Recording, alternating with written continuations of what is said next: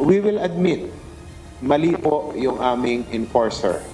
Dahil as early as 2024, meron na po akong issuance na nagsasabi na yung administrative violation, particularly sa Colorum, ay hindi po lahat authorized manghuli.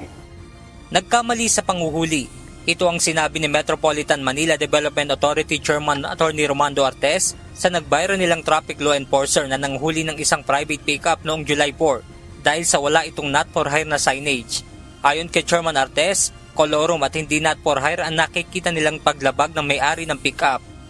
Kahit na po pribadong sasakyan, pag ginagamit po for hire, ay dapat nakarehistro at meron pong Certificate of Public Convenience sa LTFRB. Ang violation po niyan, hindi po not for hire. Ang violation po ay Colorum. Hindi lamang po siguro nakikinig yung aming enforcer noong pong itinuro ito sa kanya, kaya hindi niya po maipaliwanag kung ano po yung violation. Nilinaw ng MMDA Chairman na hindi lahat ng enforcer nila ay otorisadong manghuli ng Colorum dahil sa mga insidente ng pangungutong.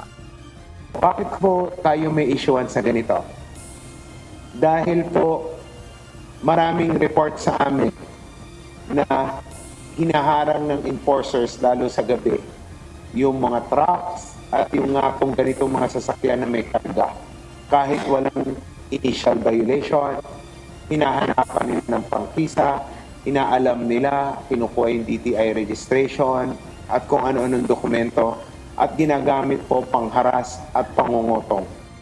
Pero dahil sa nangyaring insidente, nakatanggap ng iba pang reklamo ang MMDA laban sa enforcer. Ayon pa kay Chairman Artes, posibleng maalis sa serbisyo ang nasabing traffic enforcer dahil na rin sa umano'y pangingikil nito. May lumabas po kanina na another complainant na nakotongan siya ng I think 2,000 or 3,000 pesos at nag-Gcash pa. Medyo malakas ang loob nitong ating enforcer. Mukhang sanay. So, kakasuhan po natin siya para ma-terminate as soon as possible. Ayon sa Land Transportation Franchising and Regulatory Board, nasa 1 milyong piso ang ipapataw nilang multa kung bus ang mahuhuli. 200,000 pesos naman kung truck, 50,000 pesos kung jeepney, 200,000 pesos kung van, 120,000 pesos kung sedan at 6,000 pesos kung motorsiklo at lahat ay mayroong 3 buwan na minimum impounding period. Benedict Samson, UNTV News and Rescue. Diyos ang aming sandigan, serbisyo publiko ang aming pinahahalagahan.